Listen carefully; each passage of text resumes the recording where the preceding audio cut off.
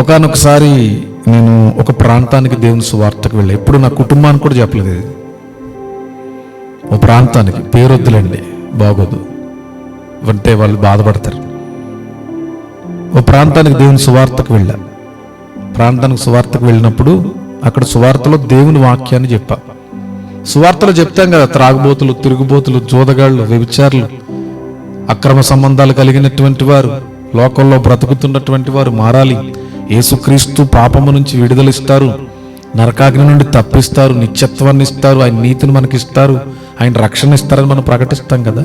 ఆ రోజు సువార్తలు అదే ప్రకటించిన తర్వాత ప్రార్థన అయిన తర్వాత ఒకళ్ళ ఇంటికి నన్ను భోజనానికి తీసుకువెళ్ళారు, ఆతిథ్యం ఇవ్వడానికి వెళ్ళాను. కూర్చుంటే అన్నం పెడుతున్నప్పుడు అన్నం గిన్నె ఎదురుగుండా పెట్టారు. ప్రార్థన చేసుకుంటున్నాను. నా అన్నం గిన్నె లాక్కుని బయట పాడేశాడు ఆయన, ఇంటి యజమాని. బయట పాడేసేసి గుమ్మం దిగు నువ్వు ఫస్ట్, షట్ట పట్టుకుని బయటికి లాకెళ్ళి గెంటేశాడు బయటికి. నేను చాలా బాధపడ్డా, ఇదేంటిది అని. తీసుకెళ్ళిన పాస్టర్ గారు కూడా చాలా బాధపడ్డాడు. అయ్యా క్షమించండి, వాళ్ళే పిలిచారని మిమ్మల్ని పంపించడం అయ్యా, అది రెండు ఇంటికి తీసుకెళ్ళారు. కాసేపు నేను బాధపడ్డాను. తీరా చూస్తే ఎందుకంట ఆయనంట గద్దించిన వాక్యాలంటే ఆయనకు నచ్చవంట. ఎందుకంటే ఆయనకి ఎవరు అలా చెప్పకూడదంట, ఆశీర్వాదాలు చెప్పాలంట, హెచ్చరికలు వద్దంట, ఆయనకి రక్షణ ప్రకటించకూడదంట. ఎందుకంటే ఆయన చాలా దుర్మార్గపు జీవితం జీవిస్తున్నారంట.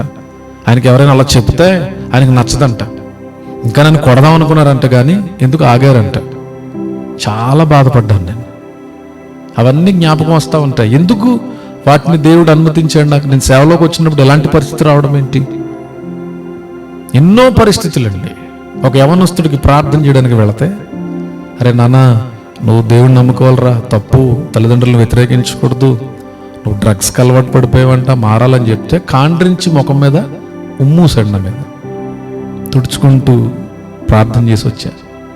అందరూ అర్థమే, ఏం మాట్లాడతలేదు, వాడికి చెప్పినా అర్థం కాదు. ఈరోజు రక్షణ పొందాడు, మారాడు, చక్కని ఒక సేవకుడికి కట్టుబడి ఆత్మీయ జీవితంలో వెళ్తున్నాడు. అప్పుడప్పుడు ఫోన్ చేస్తూ ఉంటాడు. నేను చాలా ప్రేమగా మాట్లాడతాను. నన్ను విభేదిస్తున్నారు కదా, నేను వారిని విభేదించినండి, నా పని అది కాదు. దేవుని వాక్యాన్ని వాక్యంగా చెప్పాలి. అవన్నీ మాకు మెమరీస్. అందుకే మాటలని చెప్పానంటే ఇవన్నీ చెప్పే పరిస్థితి కాదు నాది. కానీ ఇక్కడ ఏమని చెప్తున్నాడు?